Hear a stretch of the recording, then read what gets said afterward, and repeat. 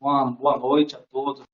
Queria, em nome da Projeto, agradecer a presença de todos os participantes, né, nessa live, que é uma ação da Pró-Reitoria de Gestão de Pessoas dentro de um escopo de ações comemorativas que a gente faz, mas que tem um caráter também educacional e de se prestar homenagem especificamente aos servidores da Universidade Federal da Paraíba, especialmente as mulheres, tá? Mas esta homenagem também, que hoje vai vir por meio de uma live e de uma palestra pela professora Elisa, ela também se estende às nossas alunas e discentes, né? E a Uhum. todas as mulheres que eventualmente não tenham nenhuma ligação direta ou indiretamente com a universidade, mas que estejam aqui eventualmente nos assistindo.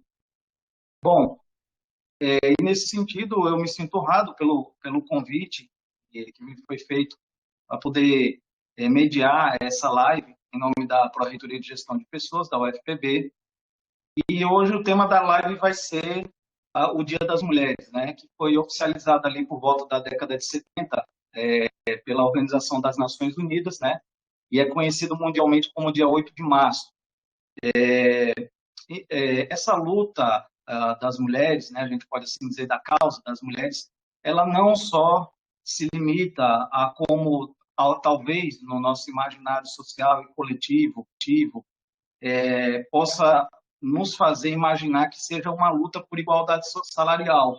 Ao contrário, isso é um desdobramento de uma luta que é muito maior, né, que é a igualdade entre o homem e a mulher, né, o combate ao machismo e à violência. Então, essa ação que a gente está fazendo hoje é para homenagear não somente as mulheres, mas a causa de todas as mulheres que, inclusive, perderam suas vidas em várias lutas para poder hoje a gente poder estar falando aqui sobre esse assunto, ainda hoje que não era mais até em tese para a gente estar falando, né? Porque nós precisamos ainda reforçar essa necessidade da luta das mulheres, considerando que não deveria haver mais no mundo esse tipo de desigualdade. Então, eu vou passar a palavra em seguida para a professora Rita, é a nossa pró-reitora de gestão de pessoas da UFPB. Ela é bacharel e mestre em administração pela UFPB, hoje é professora do Departamento de Administração, participa também, é professora do programa de pós-graduação em administração, pós-graduação em gestão de organizações aprendentes, possui doutorado em administração pela Escola de Administração da Federal do Rio Grande do Sul e pós-doutorado em marketing, empreendedorismo e turismo pela Universidade da Carolina do Norte, nos Estados Unidos.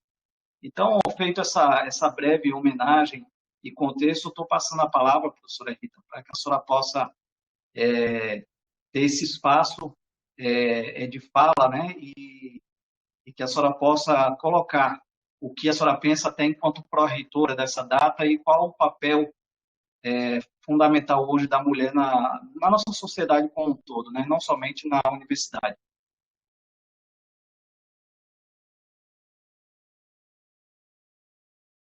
Boa noite, né? Obrigada, Franklin, pela acolhida, né? Boa noite a todos e a todas. É com grande satisfação que eu dou as boas-vindas a todos os participantes dessa live, né? Esperando que a gente saia daqui revigorados, né? Revigorados com ideias, com sentimentos, principalmente com emoções, que a gente saia exatamente, eu acho que o propósito dessa discussão, né, que a gente possa ter uma discussão positiva. Né? Se o Franklin falou a respeito do papel das mulheres e eu acho que essa foi a temática, né, e por isso dar as boas-vindas à professora Elisa e que muito nos honra recebê-la.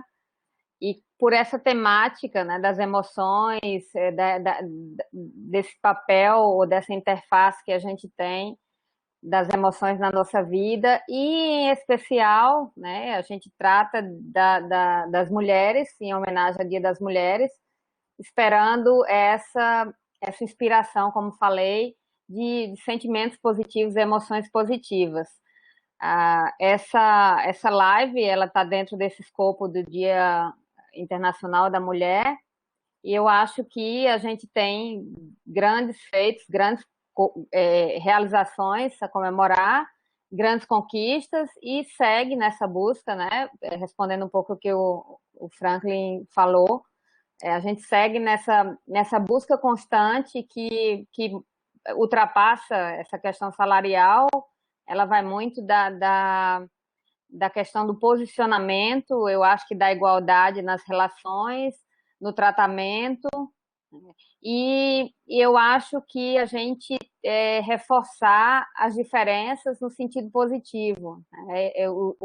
Eu acho que o nosso discurso tem que ser o que de bom a gente tem, comparativamente ao que de bom, né, os homens têm, e a gente consegue viver nessa diversidade, reforçando essas duas faces tão importantes, né, da convivência humana, que são os, digamos assim, os espíritos femininos e masculinos, eu acho, né? Eu acho que a gente tem que reforçar esse sentido de convivência positiva, né? Obviamente buscando, em determinados contextos, essa convivência positiva, ela é mais complicada, ela é mais árida, e aí sim passamos à luta, passamos a esse combate, né? Iniciado aí muitos anos atrás, mas a gente tem muito a destacar nessa convivência que a gente espera. Eu acho que o que a gente busca é convivência pacífica, né, entre homens e mulheres, e que essa busca de convivência nunca seja confundida, eu acho, com um espírito de eu sou melhor, né, seja de qual lado for, porque eu acho que ambos têm, né, essa perspectiva de complementaridade, né? E eu acho que a questão da discussão da emoção, ela vem nesse papel de como nossas emoções, ou como a gente pode lidar com as emoções num contexto mais, digamos, mais positivo, num contexto mais negativo, como é que eu posso me proteger, né, de algumas ações, utilizando essas estratégias emocionais, acredito, para melhorar o nosso bem-estar profissional, o nosso bem-estar social, emocional, entre outros. Então, eu agradeço novamente, Elisa, a tua presença aqui nessa live, agradeço a todos professores, servidores, discentes que estão aqui conosco. E como eu falei, eu espero que a gente tenha uma discussão bem positiva, que nos inspire a essa convivência pacífica que eu falei, de a gente buscar sempre desenvolver emoções positivas, né, para que a gente possa cada dia melhorar a nossa convivência.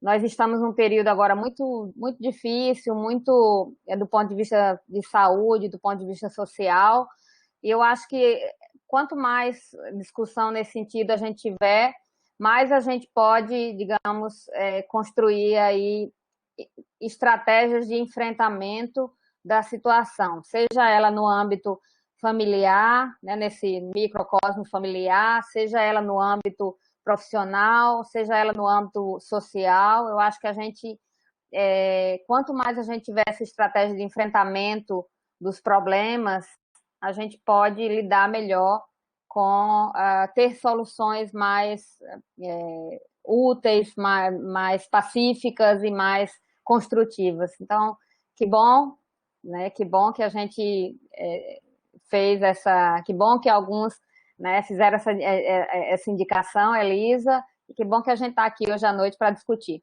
tá bom? Muito obrigada e uma boa live para todos, uma boa exposição. Tá? Aproveitem. Obrigada. Obrigada, Franklin. Passo a palavra para você, Franklin, então. Obrigado, professora Rita, nossa pró-reitora de gestão de pessoas. Bom, e o tema da live é o emocional das mulheres na atualidade. Para tratar sobre esse tema, nós convidamos a professora Elisa Gonçalves, professora titular do Centro de Educação da Universidade Federal da Paraíba. Ela é coordenadora do Núcleo de Educação Emocional da UFPB, professora também do programa de pós-graduação em Ciências da Religião da UFPB e doutora em Educação pela Universidade Metodista de Piracicaba. Possui também, né, professora Elisa, um canal no YouTube, para quem quiser depois assistir outros vídeos sobre diversos temas que ela fala na área também da educação emocional. O nome do canal no YouTube é Educação Emocional Sem Segredos, né?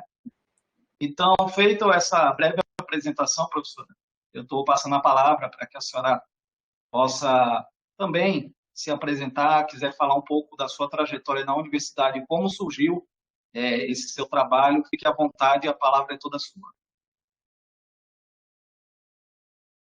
Muito grata, Franklin. Eu agradeço bastante a Progep pelo convite, que para mim significa também uma continuidade de um trabalho que a gente já vem desenvolvendo em parceria com a Progep. Isso me dá muita felicidade, porque já faz um tempo que nós trabalhamos a questão da educação emocional, a questão da constelação familiar. Temos uma parceria do Núcleo de Educação Emocional, do Centro de Educação com a Progep. Então, vários cursos nesse sentido já foram dados e promovidos pela Progep. Então, estar aqui nesse momento, para mim, é assim, bem bacana, porque significa também que obtivemos resultados com o trabalho que a gente estava fazendo, né, que a gente vem desempenhando. Isso, para mim, assim, é um reconhecimento. Eu fico muito agradecida e quero fazer esse agradecimento diretamente para a pró-reitora, a professora Rita, e vou pedir licença também para fazer um agradecimento para a Isabel, que é a pessoa que vem acompanhando esses cursos que a gente vem, ao longo do tempo, fazendo em parceria e sempre muito atenta. Então, eu agradeço bastante. E também, um outro motivo que me deixa muito feliz é que estar aqui para falar do Dia Internacional da Mulher e do Mês da Mulher também é particularmente uma questão importante para mim, porque dia 8 de março é o meu aniversário. Então, eu falei, olha, o pessoal está querendo me dar um presente, eu fico bem feliz, né? Comemoro duplamente, né? Então, dito isso, eu quero começar a questão, discutir e refletir com vocês essa questão da mulher, traz uma primeira questão do qual nós não podemos escapar. Toda vez que nós colocamos a questão do Dia Internacional da Mulher ou as questões que afetam a condição feminina na atualidade, não tem como a gente escapar, primeiramente, da questão dos problemas que se colocam quando a gente fala da violência contra a mulher. Essa é a primeira questão, vamos dizer assim, seria o pano de fundo dessa discussão. Mas essa discussão, ela não vem hoje. Ela não é uma questão que está posta apenas na atualidade. Nós somos devedores, na verdade, não é? Nós trazemos uma herança muito pesada de um patriarcado que historicamente colocou a mulher no lugar da submissão, no lugar de dominada, no lugar daquela que, ao longo da história, perdeu os seus direitos. Eu digo perdeu porque o patriarcado inverteu a ordem, né, e colocou um poder instituído de uma forma a subordinar a mulher, não é? E a discriminá-la. E, ao longo do tempo, nós passamos, então, a ocupar esse lugar, vamos dizer assim, do menor, o lugar de alguém que não tivesse direitos e nem poderes. Porém, ao longo do tempo, nós fomos lutando e ganhando algumas causas importantes e que fizeram com que a gente chegasse no lugar que nós estamos hoje, ainda na caminhada, mas num lugar realmente muito diferente do que a gente já teve há algum tempo atrás. Entretanto, apesar de toda essa caminhada histórica e de muitas conquistas absolutamente necessárias, e nós também somos devedores e devedoras desse grupo de mulheres, não é, que tomaram a frente e fizeram as lutas necessárias para que a gente pudesse ocupar hoje o lugar que nós estamos ocupando, não é? Ainda assim, nós estamos ainda convivendo com um conjunto forte de violência contra as mulheres. E isso se dá no âmbito da vida privada, mas também na ação coletiva. Então, veja, No âmbito da vida privada, nós estamos lidando com o que especificamente? Com assédio, com violência doméstica, estupro, feminicídio, violência obstétrica. Eu vou chamar a atenção aqui para colocar para vocês algumas questões que são antigas, mas, por exemplo, agora começa a ter visibilidade de uma maneira mais enfática, ainda que nós tenhamos, às vezes, algumas resistências com relação a isso. Eu vou falar, por exemplo, com relação a essa questão da violência obstétrica. Veja, muitas vezes a maioria das mulheres sequer sabe do que se trata, sequer sabe o que é isso. E quando aparece essa figura emergente no nosso dia a dia, mais antiga na tradição, que é a doula, não é? Que acompanha as mulheres nesse processo, né, da gravidez e ter um bebê, que é um trabalho lindíssimo, um trabalho de cuidado maravilhoso, algumas mulheres negam até essa presença, ou negam até essa figura, e algumas até dizem assim, isso é besteira, isso é frescura, e abre mão dos seus direitos, e abre mão do cuidado, porque a história das mulheres, ao longo dos tempos, imprimiu uma marca ancestral também em nós, uma marca antiga, como se a gente também não tivesse que se cuidar, como se a gente também não tivesse direito. Mas existe um inconsciente muito forte, um inconsciente de cuidado muito forte, não é? E daí ressurge essa figura da doula, que é uma figura importantíssima e que fala, vamos cuidar mais dessas mulheres nesse momento. Então, veja, nós estamos muitas vezes submetidas a um conjunto de violências e algumas delas sequer a gente sabe. E algumas vezes a gente até despreza o cuidado pelo nosso lugar de ignorância, não é? Além dessa violência no âmbito da vida privada, nós também, no contexto geral, né, mundial, também estamos lidando com violências coletivas. O que significa isso? Por exemplo, políticas estatais de mutilação genital, né, feminina, que ainda é praticada em alguns países. Isso é uma ação coletiva e estatal. E isso é muito grave. Nós estamos ainda convivendo com ações de organizações criminosas, por exemplo, com relação à rede de tráfico de mulheres para a prostituição forçada. Então, isso também é uma ação coletiva criminosa. Então, veja, quando eu estou colocando esse contexto para vocês para chegar no nosso ponto, que é a questão emocional.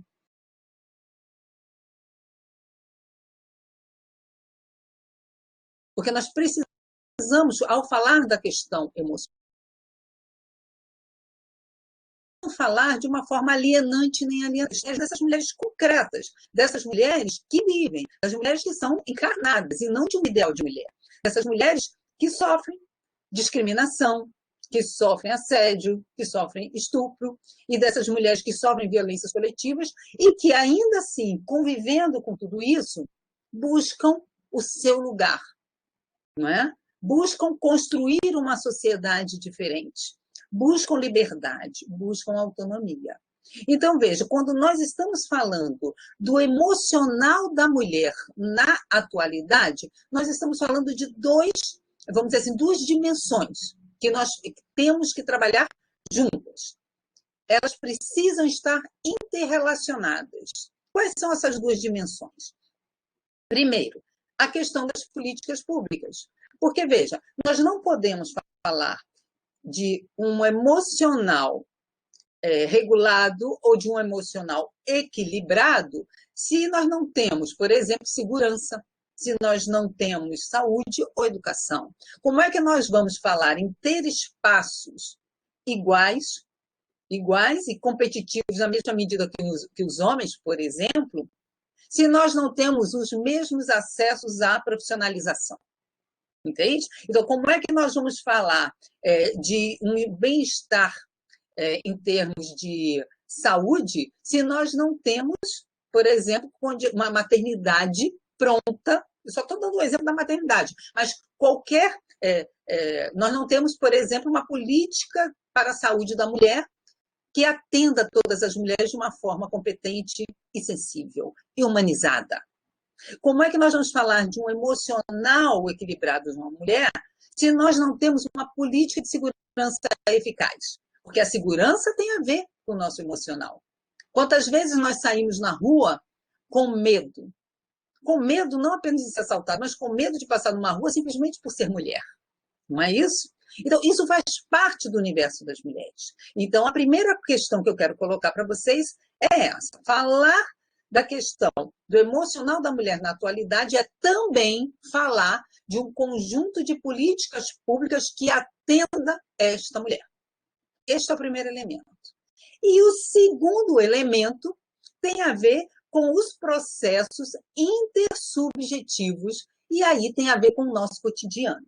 O que é que significa processos intersubjetivos? São os processos que se dão no cotidiano e nas nossas relações. Então, eu estou falando, por exemplo, da natureza das nossas relações humanas, da afirmação da nossa identidade. Eu estou falando da qualidade dos vínculos que você estabelece no dia a dia, com o seu marido, com os seus amigos, com os seus colegas de trabalho, com os seus filhos. Qual é a qualidade do vínculo que você estabelece com essas pessoas, enquanto mulher? Então, a qualidade do vínculo que você estabelece com essas pessoas fala do emocional da mulher na atualidade. Então, a primeira grande questão que eu estou colocando para vocês é que nós não conseguiremos ter uma estima elevada, não é? Uma estima elevada, se a gente não consegue olhar para essas duas coisas ao mesmo tempo. Daí a importância da gente tanto acompanhar e interferir o máximo que a gente puder numa política, não é, para as mulheres cada vez mais ampla e consolidada, não é, que cuide dos direitos das mulheres, tá? Essa é uma questão. E a outra, o olhar no cotidiano. E aí, veja, são duas coisas diferentes, mas que se relacionam. Mas as mulheres são conhecidas também como aquelas que conseguem fazer muitas coisas ao mesmo tempo, não é mesmo? Então, tudo bem. Se nós temos que olhar para essas políticas sociais, políticas público-sociais e dar conta do nosso cotidiano, não é? No trabalho, dar conta em casa, e ainda cuidar do menininho que está engatinhando, a gente faz porque mulher é assim. Mulher é múltipla, nós nascemos com essa natureza, não é? Então, essa é uma primeira questão que para nós é muito importante. Agora, eu gostaria também de destacar para vocês uma coisa, que às vezes a gente olha para a situação e fala assim, nossa, nós estamos vivendo, tudo é muito ruim, tudo é muito triste, porque, veja, não é fácil, não é? Nós estamos até... a questão que eu vou colocar agora, que eu vou trabalhar, inclusive tem a ver com o que a pró-reitora colocou, da importância da gente ter um olhar positivo e proativo para as coisas como estão acontecendo. Isso não é às vezes a pessoa fala, mas como a gente vai poder trabalhar de uma forma positiva num momento como esse? Os direitos estão aviltados no mundo, nós estamos passando por um processo de Covid, é difícil até a gente dar parabéns pelo aniversário de uma pessoa, porque a pessoa fala, parabéns por quê? Porque no mundo desse que a gente está vivendo, eu mesma levei um fora, porque deu um parabéns para um colega, e ele falou, mas está difícil comemorar. Eu falei, não deveria nem ter dado parabéns, porque eu fiquei tão feliz por saber que estava vivendo, que ele está vivo. E ele tem uma presença tão bacana no mundo, eu fui falar e quase levei um fora. Eu falei, gente, a gente não pode dar mais parabéns, porque a gente está num momento como esse, eu particularmente, no dia do meu aniversário, eu ganhei muitos parabéns e fiquei muito feliz das pessoas lembrarem. Mas, gente, veja, se a gente for olhar a história na sua longa duração, não é? Eu não estou falando da história de hoje para 10 anos atrás, ou para 20 anos atrás. Eu estou falando mais. A história da humanidade, na sua longa duração, a gente vai perceber que a humanidade tem caminhado, sim, para o seu melhoramento. A humanidade tem caminhado, sim, em prol de mais direitos. Entende? Então, num momento como esse, eu gosto de olhar para frente. Eu piso no chão, nós estamos neste momento, está tudo muito difícil, nós estamos sofrendo muito com a morte de pessoas queridas e pessoas que você não conhece, mas faz parte da sua vida, né? Porque tudo que é do mundo e tudo que é da humanidade nos interessa, porque nos afeta. Não é? Então, nós sofremos bastante. Sofremos sequelas dessa doença que, por mais que se estude, ainda é bastante desconhecida. Não é? Nós estamos vivendo com medo. Não é? Mas, apesar disso tudo, e eu particularmente acredito que nós vamos sair dessa mais fortalecidos, ainda assim, nós assistimos recentemente uma decisão do STF que proibiu, e é muito recente, não é? Que proibiu o uso da tese de legítima defesa da honra em crimes de feminicídio. Isso foi alegado, inclusive, inconstitucionalidade. E isso, para nós, é uma coisa maravilhosa. Porque imagine o que é a gente passar anos e anos, mulheres sendo assassinadas e os criminosos sendo soltos porque estavam defendendo a sua honra. E chegamos essa semana e isso foi derrubado. Não é mais permitido no nosso país se utilizar a tese da legítima defesa da honra em crimes de feminicídio. Então, veja, por mais que nós tenhamos no nosso dia a dia um conjunto de ações difíceis de lidar, ainda assim, quando a gente olha numa longa duração, a gente começa a observar que alguns processos começam a ser mais amadurecidos. E isso é importante. E isso dá esperança. Isso faz com que a gente se fortaleça. Ou, como a gente diz, né, algumas vezes, faz com que a gente se empodere. Então, nós precisamos também celebrar algumas conquistas, porque elas falam também de que tudo que está acontecendo em termos de luta, de enfrentamento, isso não está sendo em vão. Nós estamos conseguindo cada vez mais um espaço cada vez mais consolidado. Mas, evidentemente, que as coisas não vão acontecer no tempo que a gente quer. Porque nós queremos tudo para ontem, porque a desigualdade é imensa. É imensa. Então, nós queremos urgência, porque a vida não pode esperar. Mas os processos administrativos, jurídicos, eles têm outro tempo. Então, nós vamos fazendo o nosso trabalho, colocando essa roda em movimento e vamos ver alguns resultados. Porém, outras gerações vão ver mais e mais resultados, dependendo do que a gente fizer agora. Não é? Mas eu falei de grandes questões até o momento. Grandes questões que envolvem a questão do emocional da mulher. Mas quais são, vamos dizer assim, as pequenas questões? As pequenas questões, elas não são pequenas pelo significado ou pela desimportância. As pequenas questões são aquelas que o cotidiano enxerga, porém elas fazem uma diferença brutal no dia a dia. E eu vou começar a falar delas agora, porque eu quero falar para que a gente sinta onde é que nós estamos nesse dia a dia, como nós estamos nesse dia a dia. Eu quero falar, por exemplo, de uma coisa que nós chamamos de patologia da comunicação. O que significa patologia da comunicação? Vou dar um exemplo.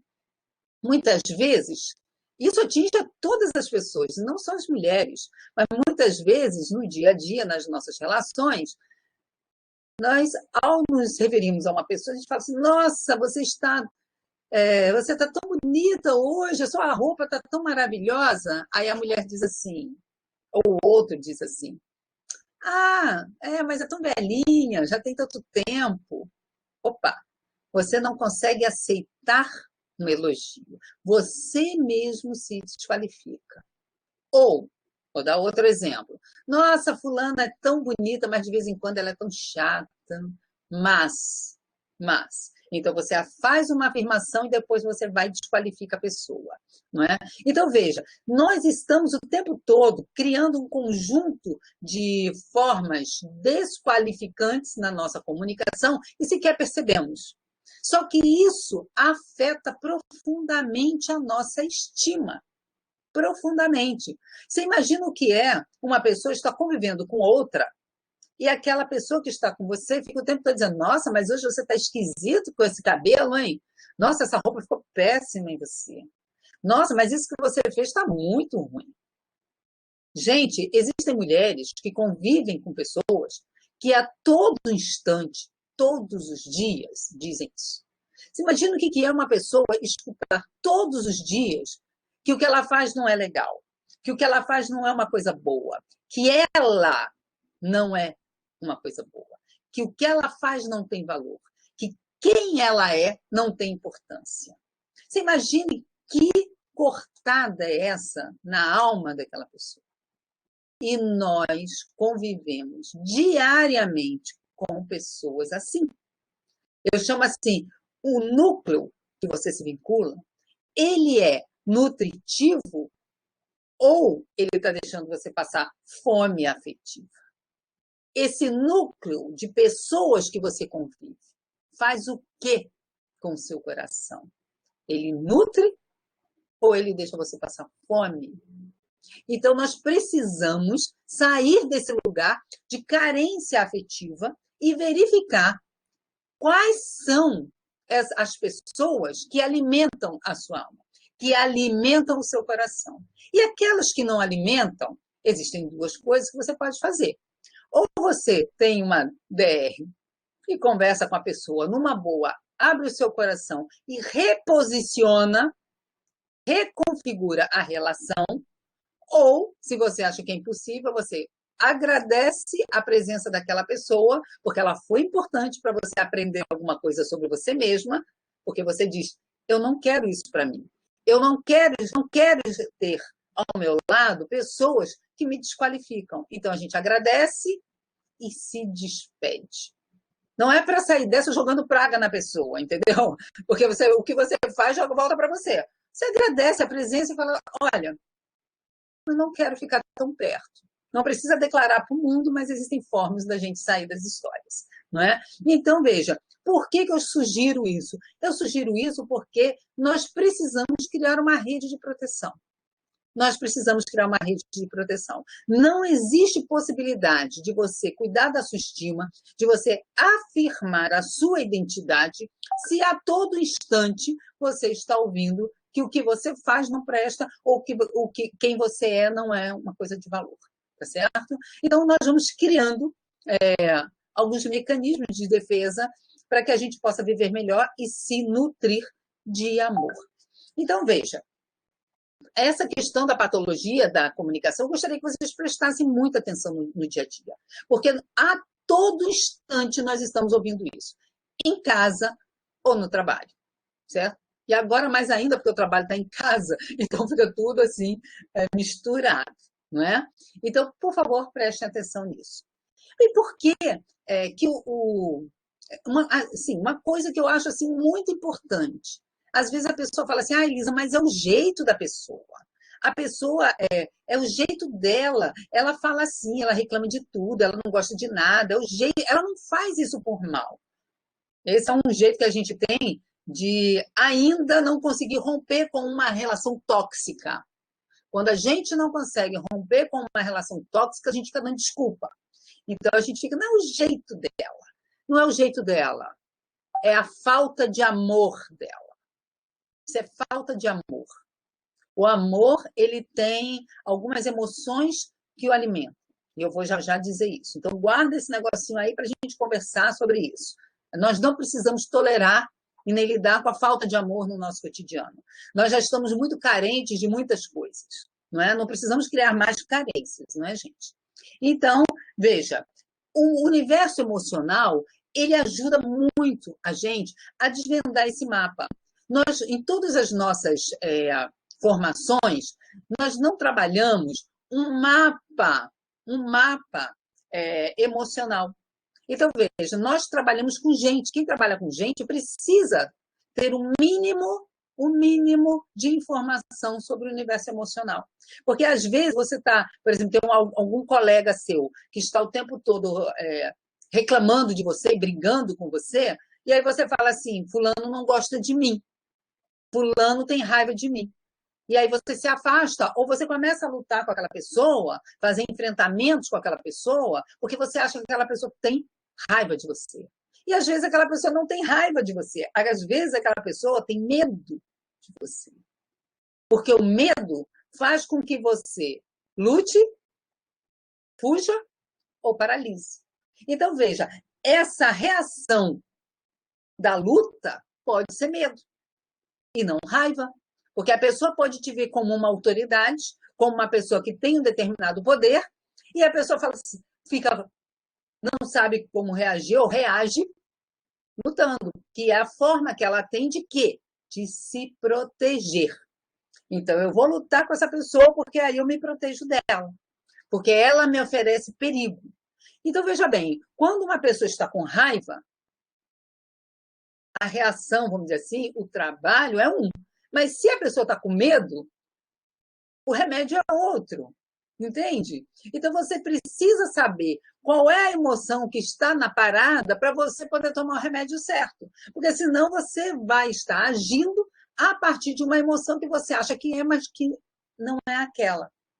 Então, a gente precisa se comunicar de uma maneira mais, eu diria, emocionalmente inteligente. Certo? Isso é fundamental. Porque, às vezes, a gente perde amizades por causa de uma coisa dessa. Porque a gente não soube ler e ouvir o universo emocional do outro, certo? Isso é uma questão fundamental. Eu coloquei para vocês essa questão do amor, mas antes de eu falar dessa questão do amor, eu queria dizer uma coisa para vocês.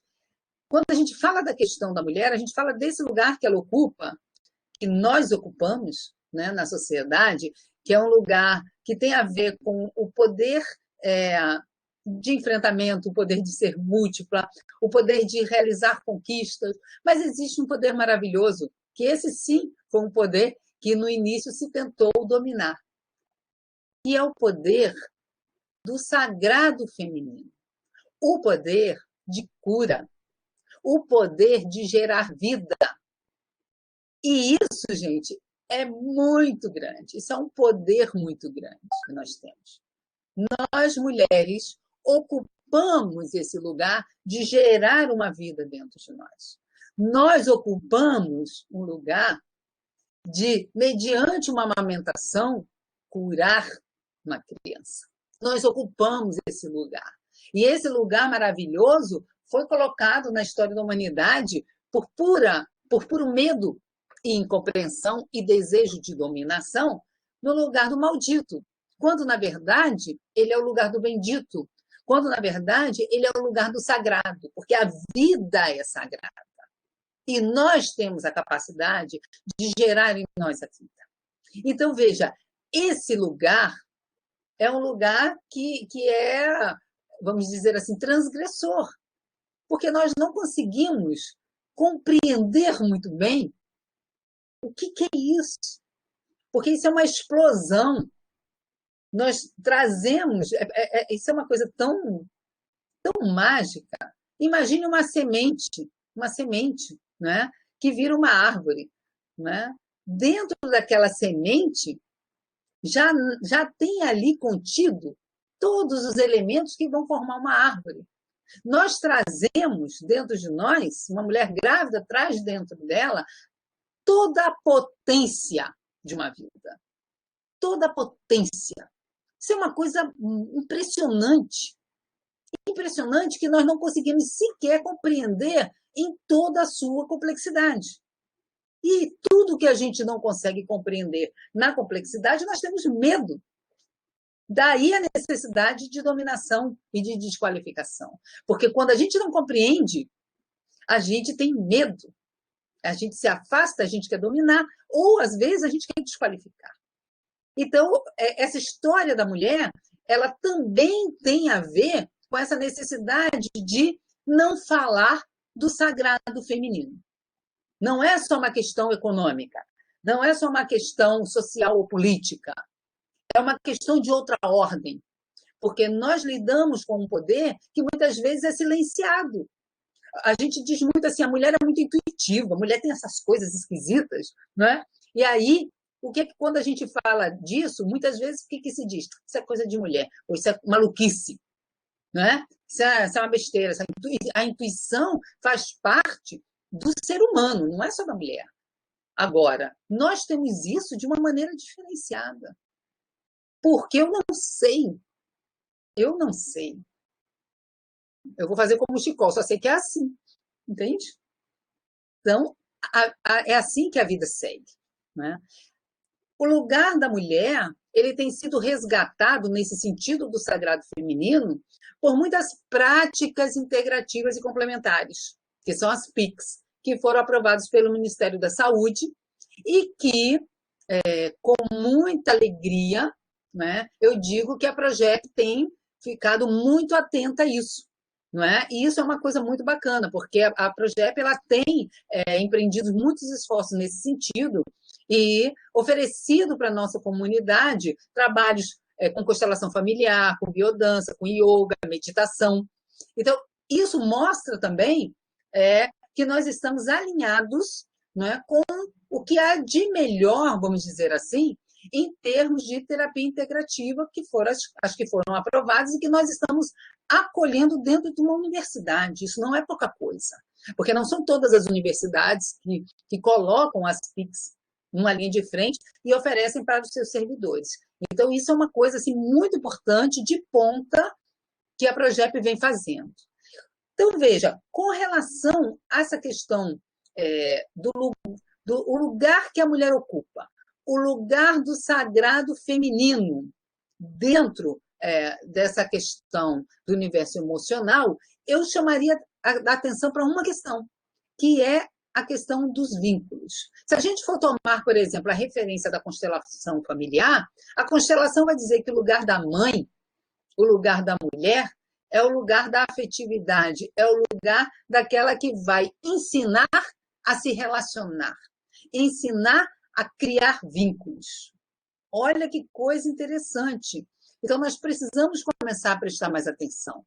Né? A constelação familiar vai dizer, por exemplo, que uma pessoa que tem problemas que não foram tão resolvidos assim com a mãe, ela vai ter dificuldade de se vincular, de ter relações afetivas harmoniosas. Olha como isso é delicado. Não é? Eu estou falando aqui do meu lugar de doutora em educação, mas também de terapeuta, porque eu sou consteladora familiar e sou facilitadora de biodança. Então, veja, nós precisamos cada vez mais dialogar com essas práticas que estão sendo reconhecidas, não é? Pelo seu impacto e pelos seus resultados, para que a gente possa criar uma nova forma de estar na sociedade, um novo reposicionamento. O que eu estou colocando com isso? Que os enfrentamentos são necessários, mas o amor também é necessário para que a gente possa se reposicionar. Nós precisamos aprender a amar. Não é? Talvez isso seja uma das maiores aprendizagens no tempo dessa pandemia. Aprender a amar. Então, veja, quando a gente fala dessa questão da educação emocional, a gente não está falando da educação emocional, porque eu me lembro que quando eu comecei a estudar isso, né, alguns anos atrás, uns 15 anos atrás, algumas pessoas diziam assim: Elisa agora só quer saber de abraço, de beijinho, esse negócio de educação emocional, de afeto. Era bem desqualificado na época. Hoje em dia também não é tão fácil, porém, nós criamos um núcleo de educação emocional na UFPB. O único núcleo de educação emocional dentro de uma universidade pública. Então, nós estamos caminhando e amadurecendo. Então, quando a gente fala de educação emocional, nós não estamos falando só de beijinho de abraço. Nós estamos falando de um saber e de uma vivência que ajuda as pessoas a se fortalecerem. Não fortalecer apenas para um enfrentamento quando for necessário, mas nem tudo é enfrentamento. Às vezes você resolve uma coisa por um mecanismo de uma comunicação não violenta. Às vezes você resolve isso, né, uma determinada coisa, por um reposicionamento. Então, nós temos, eu já disse e vou dizer novamente, que nós temos que ter uma inteligência afetiva, uma inteligência emocional para dar a melhor resposta às determinadas situações, não é? Para que a gente não se desgaste. Tanto e para que a gente possa produzir resultados. Porque, às vezes, você pega o mecanismo, o instrumento errado para resolver o problema. Não é? Então, a gente precisa saber, de forma inteligente, escolher quais são os instrumentos, quais são os mecanismos corretos para resolver aquela determinada situação. Certo? Então, eu disse para vocês lá atrás que acho que é um importante momento da gente aprender sobre o amor. Porque o amor salva vidas. O amor salva vidas. Não é? Então, a gente sabe, não é, que o momento que a gente está, as pessoas estão morrendo, a gente sabe que quanto mais debilitado o seu sistema imunológico estiver, mais condições você vai dar para que esse vírus atrapalhe a sua vida ou atrapalhe a vida de outras pessoas. Então, veja, eu estou dizendo isso porque eu sei que estamos sobrecarregados no trabalho. Estamos, sim. Porque a gente estava acostumado com uma rotina, estávamos acostumados a trabalhar de uma determinada maneira e a gente teve que se reorganizar rapidamente. E toda vez que a gente se reacomoda, causa um estresse. É natural que isso aconteça. É natural que ocorra, em momentos de reacomodação, uma elevação do estresse. Porém, nós temos que manter isso num determinado nível.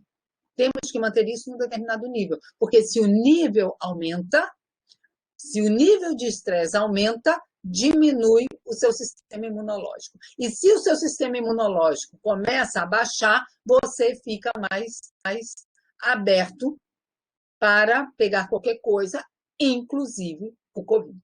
Então, observe que essa questão da educação emocional, ela é fundamental porque ela é um mecanismo que você tem para poder se equilibrar dentro dessa situação. Então, eu digo para vocês o seguinte, educação emocional é para que a gente aprenda a amar mais, harmonize as nossas emoções e consiga mobilizar com maestria 3 emoções que, na minha opinião, de acordo com os estudos que eu estou realizando, consiga mobilizar com maestria 3 emoções que integram as forças do amor, que é a empatia, o altruísmo e a gratidão. A gratidão, o altruísmo e a empatia são forças poderosas que alimentam o amor.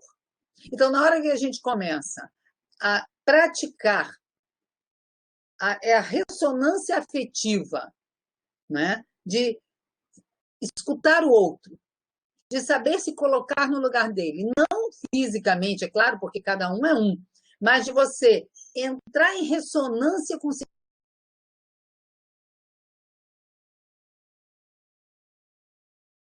sentimento do outro.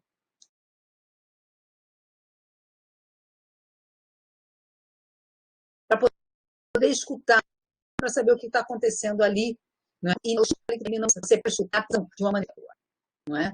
Quando você adquire capacidade de ajudar, de fazer o bem para o outro, simplesmente por fazer o bem, não é querer nada em troca, não, porque aí já não é altruísmo, é você simplesmente ser bom, praticar a bondade, não é? Então, quando você faz isso, você está aprendendo, não é, a educação emocional e fortalecendo o amor. Quando você reconhece que recebeu alguma coisa boa, que você precisava daquilo, você está praticando a gratidão. Então, veja, a empatia, o altruísmo e a gratidão são 3 emoções sociais. São emoções que nós aprendemos e que nós precisamos praticar. Quando eu falo emoções sociais, são emoções que nós aprendemos nas relações humanas. Podem sim ser ensinadas. Elas não vão ser ensinadas teoricamente apenas. Deixa eu ler aqui um livro sobre gratidão, agora, a partir de agora eu sou grata. Deixa eu ler aqui uma apostila sobre altruísmo, a partir de agora eu sou uma pessoa altruísta. As coisas não funcionam assim. As coisas funcionam pela vivência, pelo dia a dia, pela prática. Então, veja, é importante que a gente crie cada vez mais espaços de aprendizagem dessas emoções sociais, empatia, altruísmo e gratidão, para que a gente possa instaurar um cotidiano menos discriminatório, para que a gente possa empoderar as mulheres e os homens também, porque nós não somos oposição. Nós somos humanos e nós queremos ir adiante. Existem questões específicas que são nossas, existem questões específicas que são dos homens, por exemplo, como a masculinidade tóxica, que é uma questão que precisa ser discutida, né, repensada e revista, né, e superada. São questões questões de gênero que precisam também ser discutidas, são questões amplas, mas nós podemos fazer tudo isso através das forças do amor, porque elas nos fortalecem. Empatia, altruísmo e gratidão. Então é isso, são essas reflexões que eu estou trazendo para vocês, para que a gente possa conversar, para que a gente possa ampliar o nosso olhar para essa questão que é tão importante, que é a questão do emocional das mulheres. Eu quero agradecer a oportunidade, mais uma vez, de estar aqui com vocês e agradecer a Franklin por estar aqui cuidando da gente, mediando, né? A professora Rita por ter organizado esse espaço, promovido esse momento, e dizer para vocês que, mais do que fazer um trabalho para a universidade, estar aqui com vocês para dialogar sobre esse tema é, na verdade, um presente de aniversário, porque dia 8 foi o meu aniversário, né? Como eu disse no início. Então é isso, e estou disponível agora para que a gente possa conversar um pouco. Obrigado, professora Elisa, pela ótima palestra que a senhora nos proporcionou. Eu vou abrir um espaço logo em breve para perguntas, tá? Então, as pessoas que estiverem nos assistindo, que quiserem fazer perguntas, a professora Elisa podem fazer aí no bate-papo público que a gente vai falar. Vou aproveitar para ler aqui alguns comentários, né? O primeiro foi Valquíria, que colocou a Progep sempre olhando para os servidores da UFPB e proporcionando momentos valorosos. Maria José perguntou, né? Nós sabemos ser amados, sabemos receber. Uma outra pessoa que disse que está faltando humor na humanidade. Eu não consegui identificar o nome aqui. Bom, professora, aproveitando esse momento... Marina, né? Obrigado, professora. Marina, aqui para mim aqui não está aparecendo direito, não. Aproveitando o ensejo do que a senhora falou, a questão que repercutiu, né, há mais ou menos 4, 5 dias atrás no STF, demonstra ainda o grau de incivilidade da nossa sociedade. A gente tem que estar, o Supremo Tribunal Federal, discutindo uma tese, discutindo a constitucionalidade de uma tese a respeito de, em outras palavras, mulheres que são assassinadas a pretexto de uma legítima defesa da honra e da imagem, se é que a gente pode chamar isso de legítimo, né? Isso demonstra que o machismo ainda está em discussão, inclusive no próprio Supremo, né? Seria em qualquer outra sociedade mais evoluída incabível um tipo de ação dessa natureza está sendo discutido na Corte Máxima do país. Bom, aproveitando também que a senhora falou sobre as PICs, né? De fato, a Progep ela se preocupa muito na oferta desses programas que a CQV disponibiliza em parceria, também é importante a gente citar, em parceria com a Coordenação de Desenvolvimento de Pessoas, né? Então, são duas coordenações que trabalham em conjunto para ofertar essas ações a todos os servidores da UFPB, e isso, de fato, é uma marca da nossa gestão que vem, inclusive, já trabalhando para aumentar esse leque. Desde que a professora Rita chegou na Progep, a gente já tem discutido o provimento de novos servidores para o nosso quadro, de modo a tentar propiciar um aumento, né, desses custos que a gente sabe que traz qualidade de vida e saúde aos servidores em seus âmbitos, tanto do familiar como do trabalho. Uma coisa está ligada com a outra, né, de certa forma. E aproveitar também para dizer que a CQV ela dispõe de um conjunto de profissionais de uma rede que eu, particularmente, eu chamo de rede psicossocioassistencial interna, né? Então, a gente tem psiquiatras, assistentes sociais, psicólogos, nutricionistas à disposição dos nossos servidores. Então, como hoje a gente está falando sobre o Dia da Mulher, as mulheres que estiverem nos assistindo e que precisarem de algum apoio nesse sentido, pode nos procurar a Pró-Reitoria de Gestão de Pessoas, tá? Eu vou passar a palavra para a professora Rita, saber se ela tem alguma pergunta, ou quiser fazer algum comentário. Não havendo, ou havendo logo após, eu tenho três perguntas para a senhora e vou abrir para o pessoal que estiver assistindo, tá? Então, professora Rita, com a palavra.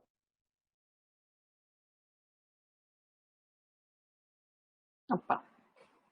Então, muito obrigada, Franklin, pelos comentários. Eu vou fazer um breve comentário e aí eu passo para a gente priorizar a participação, né, dos ouvintes. E, Elisa, muito obrigada pela exposição. Acho que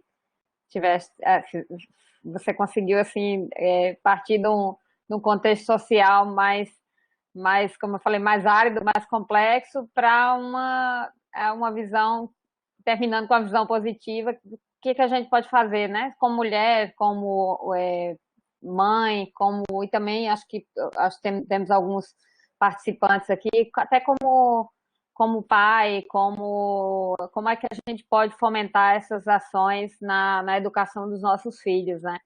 E uma linha de estudos que eu tenho desenvolvido é exatamente essas características da psicologia positiva, né, em ações de consumo, bem-estar, né? E aí participei de um grupo de pesquisa do professor John Tudge, e ele falava exatamente essa questão do efeito da gratidão em ações positivas, como a baixa do materialismo. Então, em crianças, que as crianças, quando elas tinham mais gratidão, ele chamava de conectiva, uma gratidão mais genuína, que não é só palavra ou só um gesto em retribuição, quando ele tinha o sentimento da gratidão, isso numa ação positiva, ela tinha uma tendência menor a ser materialista, consumista, a dar valor à posse, né? E isso tem um impacto muito grande hoje, quer dizer, é algo que é um traço, uma característica que a gente pode fomentar na educação emocional das crianças e que vai ter um efeito muito forte na sua forma de consumir e de viver, né? Que a gente sabe que o materialismo também acaba tendo impacto em outras questões. Então, assim, muito bom ouvir, né? Porque eu acho que além dessa questão é a ideia exata de como isso reverbera em outras esferas, né?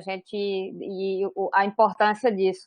E uma outra questão que eu ouvi, e isso me marcou muito numa discussão, até num grupo religioso, alguém falou, e eu fiquei pensando que a mulher, ela materna, né, por essa característica que você falou da vida, de a gente ter o dom da vida, não necessariamente ser mãe, mas ter o dom da vida, a gente tem essa capacidade constante de maternar, né? Então, a gente materna o trabalho, a gente materna os pais, né? Inclusive, muitas pessoas aqui devem estar cuidando dos pais nesse tempo, então a gente materna o colega de trabalho, né? Quando a gente se preocupa com ele.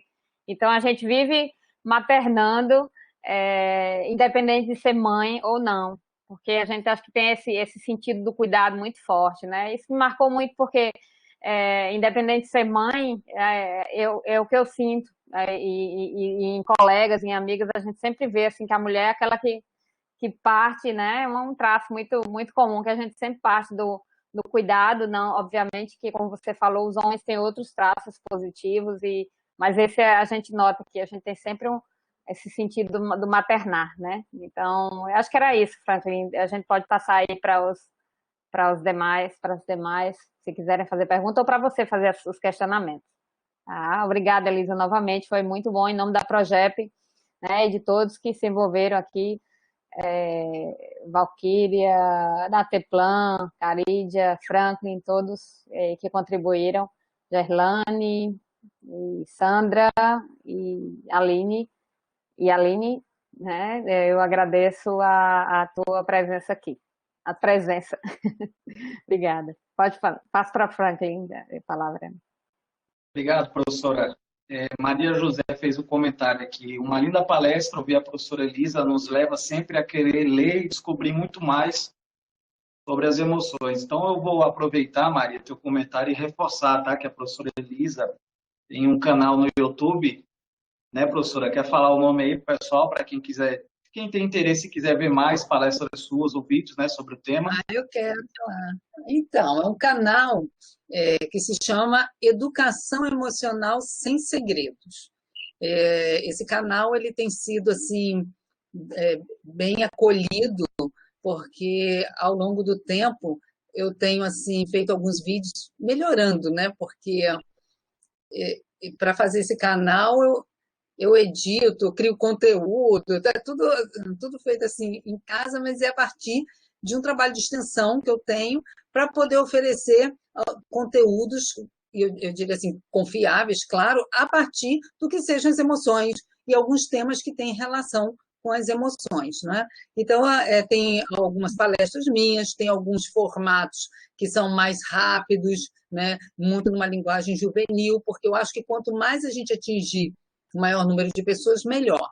Eu quero aproveitar também e dizer para vocês que, por conta desse trabalho de extensão, que é um trabalho de formação de profissionais da educação, foi me solicitado um material sobre um material numa linguagem infanto-juvenil. Então, eu criei uma coleção que se chama Alfabetização Emocional. Eu vou até pegar aqui, só um minutinho. Então, veja. Esse aqui é o primeiro número, tá? Então, aqui a gente tem esse monte de coisa numa linguagem infanto-juvenil e ele está sendo muito usado, são 4 números. Então, tem esse das emoções, tem um específico sobre a raiva, outro específico sobre o medo e outro específico sobre a tristeza. Então, são 4 volumes nessa coleção. E essa coleção tem sido muito utilizada pelas famílias nesse momento. Porque, veja, nós estamos numa condição de analfabetismo emocional, né? Então, os pais eles vão aproveitando e aprendendo junto com os filhos. Está sendo bem bacana isso, tem sido bem acolhido esse material. E se alguém tiver interesse, depois entra em contato comigo, né? Sou eu que cuido desse negócio aí. Então, assim, é um canal que eu estou ali, estou também no Face, no Instagram, e estou sempre disponível para colaborar. Ontem, inclusive, eu estive na UNCM, né, na União Nacional dos Conselheiros Municipais de Educação, porque esse tema, gente, das emoções, ele é inadiável. Está todo mundo dizendo, olha, chega, a gente precisa conversar sobre isso, né? Então, eu estou bem feliz. Olha a Maria José, assim, Maria José Lourenço é a coordenadora, que eu estou lendo aqui no chat, né? O canal da professora Elisa tem nos ajudado muito, ela é coordenadora de educação emocional em Queimadas, e eu estou acompanhando lá o processo de formação, que é esse trabalho que eu falei para vocês de extensão é justamente na cidade de Queimadas, e a Zezé, ela é coordenadora de educação emocional lá, é minha grande parceira nesse trabalho. Que bom que você está aqui, Zezé. Então, assim, eu fico muito feliz, a universidade também colaborando, né, na organização de políticas públicas nesse sentido. Então, eu confio muito nisso, eu acho que a gente coloca o pé na terra para poder fazer os nossos trabalhos de extensão. Os trabalhos de extensão nos permitem pensar teoricamente as coisas de uma outra maneira, a gente vai fazendo, criando as nossas pesquisas para poder ensinar melhor, né? Essa é a lógica do nosso trabalho. Então, assim, eu fico super feliz com isso, me sinto super desafiada, mas acolhida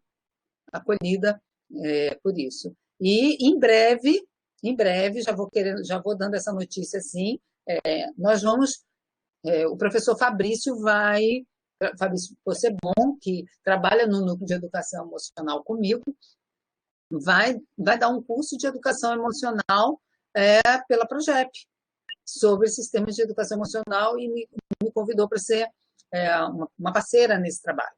Então, assim, eu fico bem feliz porque a gente está continuando com esse trabalho e a gente tem pessoas à frente, né, da Progep que estão atentos a isso. Então, eu fico bem feliz, viu, Franklin? E parabenizo a equipe toda, porque eu tenho realmente muito orgulho do trabalho que vocês fazem aí.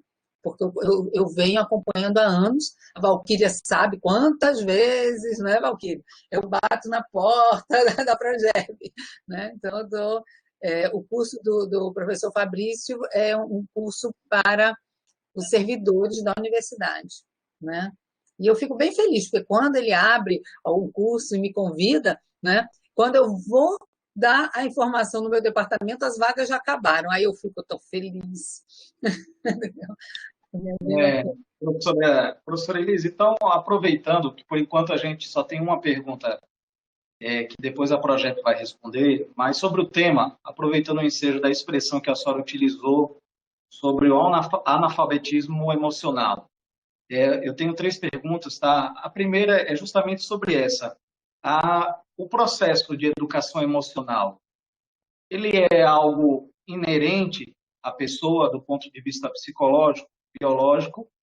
Cada pessoa nasce com um potencial, eu digo potencial no sentido de saber gerenciar, identificar essas emoções, ou é algo que você desenvolve em interação com o ambiente, com outros aspectos sociais, ou as duas coisas ao mesmo tempo? Há uma predisposição no sentido de pessoas que têm uma maior habilidade e em interação com o ambiente desenvolve, ou não? Ou é algo que talvez também não possa ser aprendido?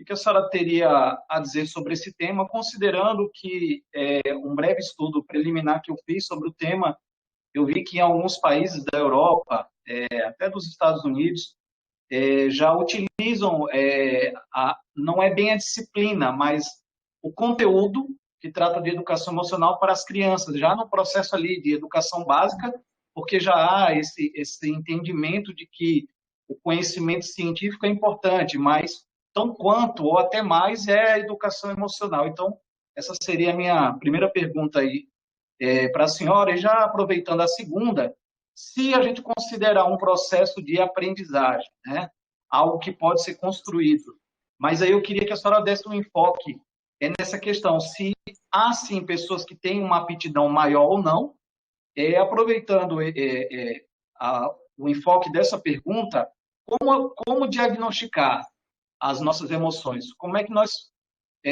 devemos fazer para identificar o surgimento daquela emoção? Porque talvez às vezes a gente está já envolvido e nem sequer percebe, né? E nem o que leva a gente a desencadear uma emoção ou um conjunto de emoções, tá? Então tá.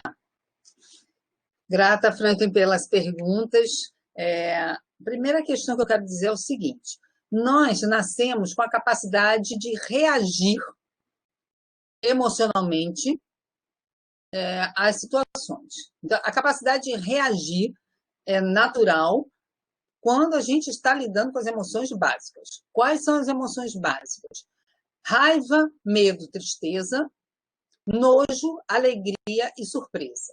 Então, essas 6 emoções que foram, inclusive, identificadas por Darwin, essas 6 emoções que são básicas, são consideradas universais, né? Porque não são só humanas, são emoções que os animais também têm, não é? Então, essas emoções, nós aprendemos a reagir, certo?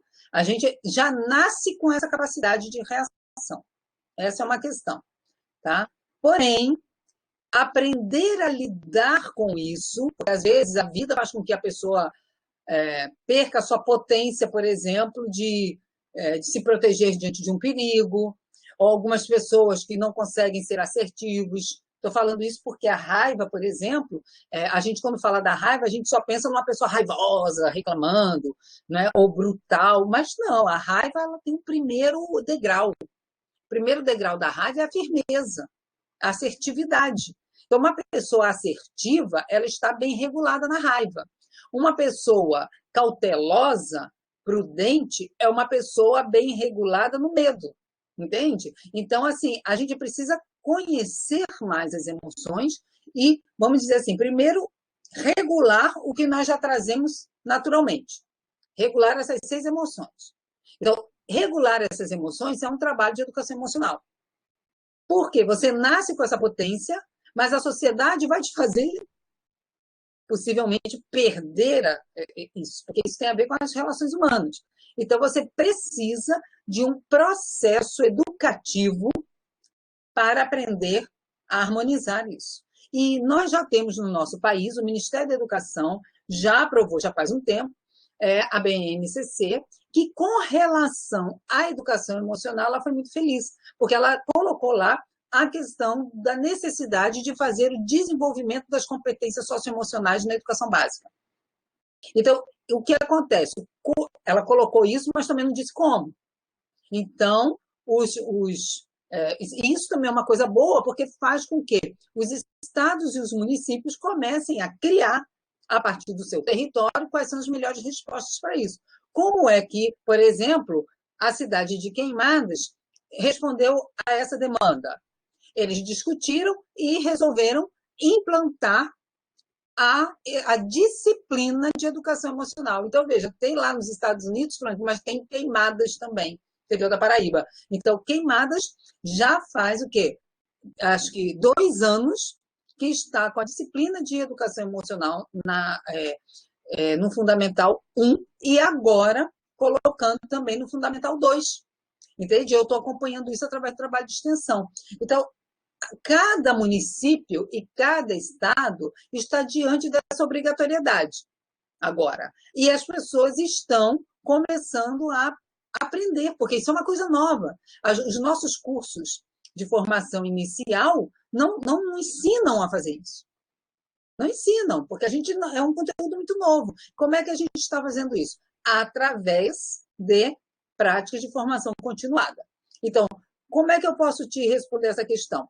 Nós temos que aprender, sim, isso, e nós temos que aprender através de cursos de formação continuada. Não tem como, né? É claro que existem algumas pessoas que têm um feeling diferente. São pessoas que têm uma sabedoria diferente e que, de alguma maneira, a vida trouxe uma luz diferenciada e as pessoas lidam de uma maneira quase que natural com a questão. A gente sabe que existem pessoas que têm presenças assim, mas não é a maioria, é uma minoria. Então, é uma minoria mesmo. Então, nós, seres humanos, normais, entre aspas, né, mas nós que fazemos parte da grande maioria, nós precisamos aprender a lidar com as emoções, né, através de cursos. E aí, você pergunta, como é que eu posso identificar? Como é que eu posso diagnosticar? Né? Aí eu vou dizer para vocês, a Tatiana também está falando, né? Existem práticas que ajudam a gente a identificar essas emoções? Sim, porque o curso de educação emocional, ele não é um curso só teórico. Se for um curso só teórico, não vai ajudar você a identificar nada. A gente precisa se reconciliar com o nosso corpo, aprender com o nosso corpo, entende? Para poder regular. Então, eu vou dar um exemplo, assim, que às vezes parece óbvio, mas nos escapa muitas vezes. Veja só, a questão da respiração. Eu vou começar com uma historinha. Imagine um monge, não é, que está com o seu discípulo, aí o discípulo vira e fala assim, mestre, quando eu estiver com raiva, qual é o mantra que eu canto? O mantra, para quem não sabe, é uma oração cantada, não é? Então, o discípulo fala, mestre, quando eu estiver com raiva, qual é o mantra que eu canto para acalmar o meu coração? E aí o mestre olha para ele e fala assim, se na hora da raiva você se lembrar de algum mantra, qualquer um serve. Entendeu? Porque não dá. Na hora da raiva, você vai lá lembrar de mantra, gente. Quando você está com raiva, já esquentou a cabeça, já ficou quente. Porque a raiva, ela obriga você a agir. Ela, dependendo do tamanho da raiva, ela até confunde seu pensamento, não é? Mas tem coisas que você só resolve na raiva, mas no geral, ela confunde e pode fazer você a tomar uma decisão errada. Então, o que você falar, poxa, Elisa, então você não vai dizer que eu vou cantar um mantra. Não, eu vou dar uma outra resposta para você. Eu vou dizer assim, respire conscientemente. Aí, tá bom, então eu estou com raiva. Você está bufando, você não está respirando. Respiração, porque se você faz essa respiração rápida, o que você vai fazer? Você vai acelerar e aumentar, potencializar a raiva. Porque a raiva, ela vai aumentar a sua respiração nesse sentido, certo? Então, o que você precisa fazer? Você precisa respirar lentamente. Então, você precisa fazer o uso da respiração consciente para poder acalmar o seu corpo. Mas é difícil, você está com raiva e você respirar lentamente. Mas é claro que é difícil, por isso que é exercício. É exercício. Agora, eu vou dizer uma coisa para vocês. Sabe quantas vezes uma criança cai para poder aprender a andar? Mais de 10 mil vezes. Mais de 10 mil vezes. Uma criança cai, levanta, até aprender a andar. E você vai se preocupar porque não conseguiu uma? Amor, mas paciência. Você está aprendendo a viver melhor, entende? Então, é preciso, numa hora da raiva, não lembra de nada. Não estou lembrando de nada, não lembro de... Respira. Respira. Devagar, tá certo? Porque para tudo, para qualquer situação. Por que eu estou dizendo isso? Porque já existem estudos que mostram que a respiração profunda e lenta, que tem a ver, inclusive, com estados meditativos, né, que pode levar a isso, uma respiração profunda e lenta, ela vai ativar o seu sistema nervoso autônomo parasimpático. E o sistema nervoso autônomo parasimpático, ele é relaxante, entende? Então, veja, ele é reparador. Então, a gente está falando de ciência. A gente está falando usando as ferramentas das práticas integrativas para atingir o seu corpo. Então, é um outro canal, uma sabedoria que nós precisamos nos apropriar. Então, como é que a gente vai fazer isso? Fazendo curso. Fazendo curso para aprender. Fazendo curso teórico e vivencial para aprender. Não é? E quem está vivo aprende. Quem está vivo aprende. Pode ser na idade que for. Não é? Eu estou agora com 56 anos e estou aprendendo, entendeu? Aprendendo a falar de uma outra maneira, aprendendo questões tecnológicas, né? Aprendendo a não ter medo de dar aula vendo quadradinho fechado. Eu falei, cadê meus alunos? Será que esse povo está aí? Será que eu estou falando? Isso é medo. Isso é medo também, medo de não saber lidar com a ferramenta, né? Medo de não estar fazendo bem o trabalho, né? Então, assim, lidar com a vergonha dos alunos que não querem colocar uma câmera ligada porque tem vergonha, porque às vezes está saindo do trabalho, ou às vezes está em casa, mas não quer mostrar a sua casa. Então, nós estamos o tempo todo lidando com as emoções, não é? Com as emoções da vergonha, com as emoções da raiva, com as emoções da tristeza, não é? De pessoas, né? Enfim, a gente está lidando o tempo todo. E a gente está aprendendo. Então, é isso. Formação que a gente precisa ter para poder aprender a lidar com isso. Coração aberto e formação. Obrigado, professora. Acho que essa sua resposta, então, já contemplou as questões que eu levantei. A Tatiana, acho que é a nossa coordenadora de desenvolvimento de pessoas, também, né? Tinha feito uma pergunta nesse mesmo sentido. A Sara Ferreira, acho que é Sara Ferreira, que para mim aqui o nome não aparece completo. Ela colocou aqui, respirar fundo não deixa de ser um mantra. Então, acho que é por aí também, né? Exatamente isso, Sara, exatamente isso. Aproveitar também para dar as boas-vindas à professora Liana Filgueiras, nossa vice-reitora, está presente agora na reunião, e a Richelita, que é agente de gestão de pessoas do campus de Bananeiras, tá? Então, sejam bem-vindas. A gente está abrindo espaço agora para perguntas. Eu estou olhando aqui, no momento não surgiu mais perguntas do nosso público, então eu tenho a última da minha parte, e aí, se não surgir, eu vou passar a palavra para a senhora, para a professora Rita e para a professora Liana também, se quiser fazer um breve comentário, tá? Para a gente poder caminhar para o encerramento da live. Professora, existem dois conceitos que a psicologia aborda bastante e parece haver uma linha tênue na definição entre esses dois conceitos, mas que eu me peguei surpreso também na primeira vez que eu me fiz essa pergunta e eu não sabia conceituar e fui dar uma pesquisada e vi que isso é muito comum na maioria das pessoas. E qual é a diferença entre sentimento e emoção? Então, Franklin, obrigada pela pergunta. Eu preciso também deixar bem claro aqui para vocês o seguinte: o meu lugar não é o lugar da psicologia. Eu estudo psicólogos, psicopedagogos, neurocientistas, mas eu sou doutora em educação, sou pedagogo. Toda a minha formação é na área de educação, da graduação ao doutorado, certo? E continuo nesse lugar, no lugar da educação. Mas o lugar da educação é um lugar múltiplo, então nós temos que dialogar com todos esses saberes, não é? E a gente confunde mesmo essa questão das emoções com o sentimento. Eu vou falar assim rapidamente sobre isso. Né? Às vezes o pessoal até brinca, fala, Elisa, às vezes você parece professora de cursinho, né? Para poder explicar rapidamente as coisas. Mas é evidente que a gente precisa aprofundar. Veja, a emoção, ela é uma reação. E ela é um caminho diferenciado, porque ela não passa pelo pensamento. Tá? Então, a emoção, ela entra, é uma reação que você tem a um determinado estímulo. Esse estímulo, ele pode ser exterior, alguma coisa que você está vendo, ou pode ser uma coisa que você se lembre, você acesse pela memória. Então, veja, é uma reação a um estímulo, tá? E esse estímulo vai mexer com toda a sua corporeidade. Ele tem impactos neurofisiológicos, comportamentais, não é?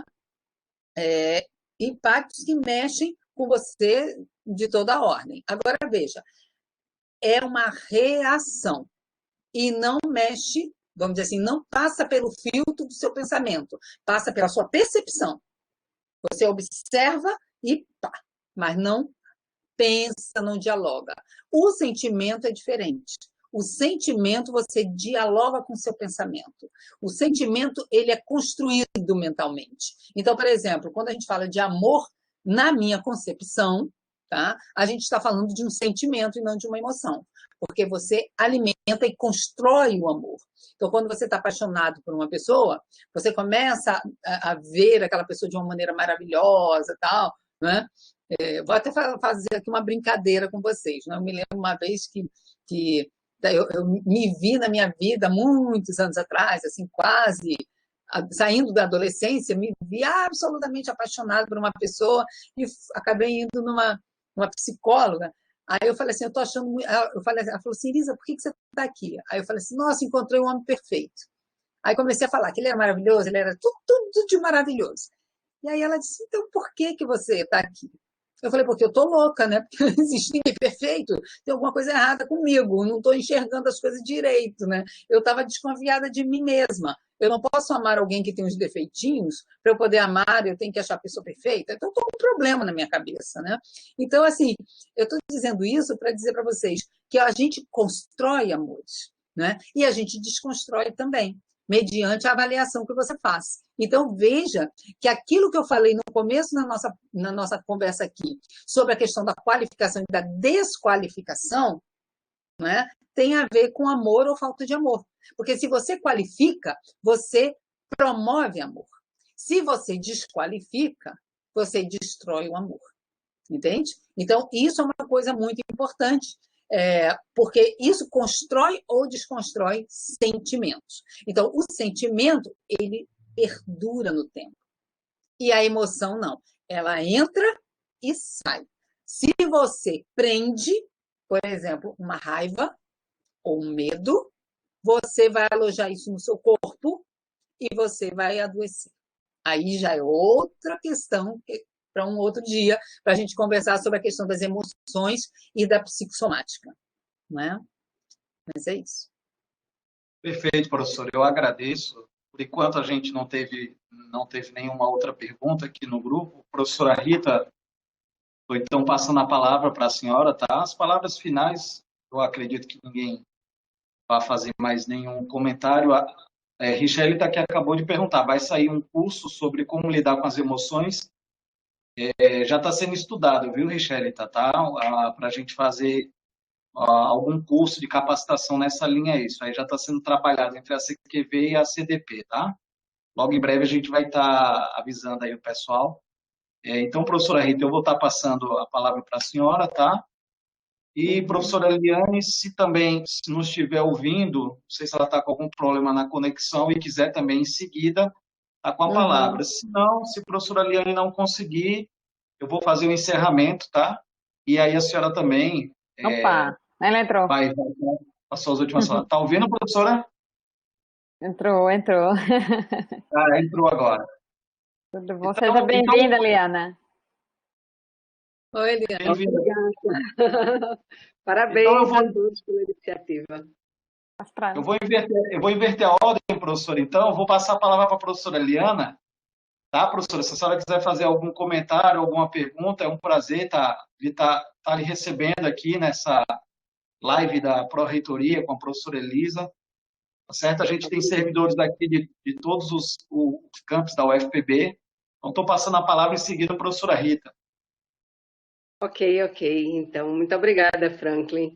Primeiramente, quero dar os parabéns à Progep, né, que organizou esse evento, excelente evento. Infelizmente, eu não pude assistir desde o começo, porque eu estava dando aula de felicidade.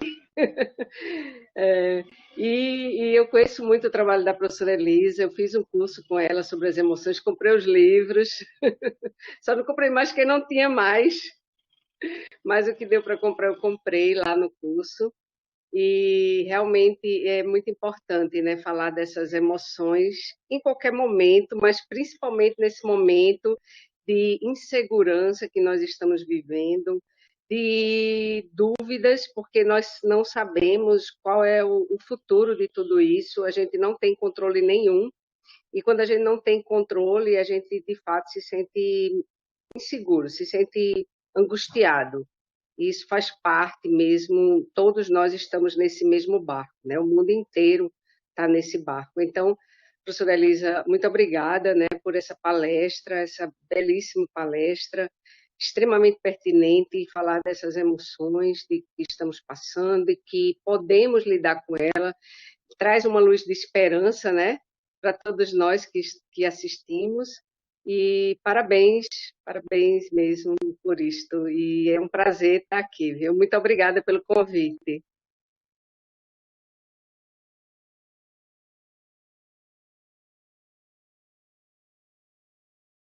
Eu que agradeço, viu, Liana? Muito grata pela sua presença, muito grata a todas as pessoas da Progep, e eu fico muito feliz, porque, veja, gente, você me deixou envergonhada, né? Porque a Liana já fez o meu curso, tá certo, gente? Então, assim, ela disse que é legal, hein? Então, por favor, também a Richelita e outras pessoas que estão aqui. Val, você precisa fazer o nosso curso também, que você ainda não foi, você, né, trabalha demais e não chega junto, né? Então, assim, é bem bacana e eu fico muito feliz porque eu sinto realmente que tem ajudado as pessoas. E eu acho que a gente está aqui no mundo para isso, né? Se você não puder ajudar as pessoas e facilitar os processos de vida das pessoas, não atrapalhe, não. Então, eu acho que a gente está aqui para isso, principalmente num momento como esse. Eu digo isso muito na sala de aula. Principalmente num momento como esse, eu acho que a gente precisa de mais solidariedade, de mais altruísmo, de mais empatia. Nós não estamos em um momento qualquer, porque senão nós podemos ser um elemento estressor, e nesse momento, ser um elemento estressor significa correr risco de vida, né? Então, eu acho que a gente precisa cuidar mais disso aí. Então, muito grata, viu, Liana, pela sua presença. Professora Rita, com a palavra. Então, agradeço a presença da professora Liana, né? Além da experiência no curso, vem prestigiar a nossa live, né? A live da Pró-Reitoria. Eu quero agradecer, Elisa, né? E esse momento, como vocês todos falaram, né? É um momento atípico, eu acho que intenso em emoções, talvez emoções e sentimentos, acho que os dois, né? Mas a gente tem vivido muito com esses embates emocionais, eu diria assim, né?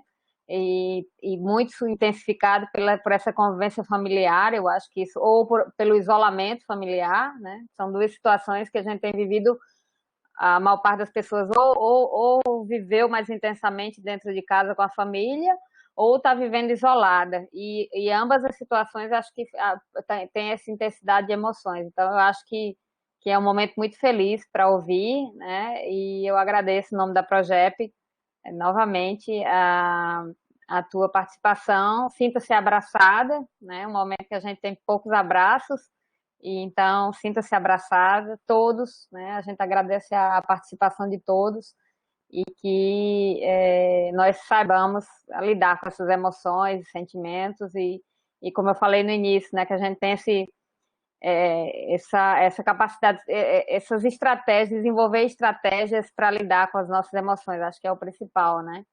E, enfim, ter uma vida positiva aí.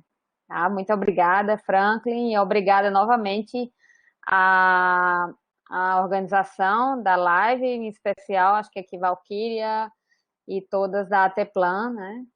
Carídia, Gerlane, Aline e Sandra. E Márcia, né? Não, Sandra, desculpa. Aí eu esqueci alguém, Valquíria? Não, né? Tá bom, muito obrigada a todos e obrigada a todos que participaram e, né, e prestigiaram a professora Elisa. Obrigada. Obrigada, Franklin, pela mediação, né, e a coordenação, qualidade de vida e segurança no trabalho. Muito obrigada. Obrigado, professora. Eu também queria agradecer a Isabel, que está aqui presente também, servidora da CQV, que a professora Elisa já citou, que é um instrumento nosso ali de um trabalho incansável. Eu sempre digo, a Isabel, ela não cansa de trabalhar e ela que tem um papel fundamental nessa ampliação das PICs, dos cursos, né, em relação às PICs que a gente vem oferecendo. Queria agradecer também a Valquíria, da Secretaria, a Tatiana, da coordenadora da CDP, que está presente, a toda a equipe da ATPlan também, que deu esse apoio técnico operacional, no qual foi possível a gente poder fazer essa live sem nenhuma intempéries, né? E, professora Elisa, agradecer muito a sua palestra, né? Foi um verdadeiro ensinamento, com certeza a gente saiu sabendo um pouquinho mais do que é o sentimento, do que é a emoção. Agradecer também a professora Rita, né, por estar à frente de todo esse projeto, professora Liana pela presença também, né, e professora Elisa, a palavra está com a senhora, tá, para a gente poder encerrar, e fique à vontade para as suas considerações finais. Eu deixo aqui, nas minhas considerações finais, um agradecimento especial, que eu acho que mostra muito, assim, do espírito de equipe da Progep, porque esse pessoal trabalha até nas férias. Porque a Gerlane, gente, vocês não têm noção de como ela cuidou desse contato todo comigo, mesmo estando de férias. Então, assim, porque não era só trabalho, era aquela vontade de que as coisas dessem certo pelo espírito de equipe. Então, eu fico assim super feliz, agradecida demais, né, por presenciar, por fazer parte disso aí, de ver, de testemunhar essa equipe que vocês têm. Né? Então, muito grata pela oportunidade, né? Que não deixa de ser também um reconhecimento do trabalho que eu tenho feito. Eu fico assim bem emocionada, né? E muito agradecida. Vocês sempre contam comigo, né? Com o meu trabalho. Eu estou desde 92 na UFPB. A UFPB é a minha casa. Desde que entrei em 84 como aluna, ela é a minha casa. Eu estou começando a olhar para a aposentadoria, mas estou aqui fazendo o meu melhor, né? Então, fico muito feliz e muito grata a todos vocês. Contem comigo. Obrigado, professora Elisa. Então, obrigado a todo mundo. Eu estou, então, agora dando por encerrado a nossa live. Mais uma vez, agradecendo a todos os presentes e esperamos todos vocês numa próxima oportunidade. Tá? Boa noite a todos. Obrigado. Boa noite. Muito obrigada. Tchau. Tchau, tchau.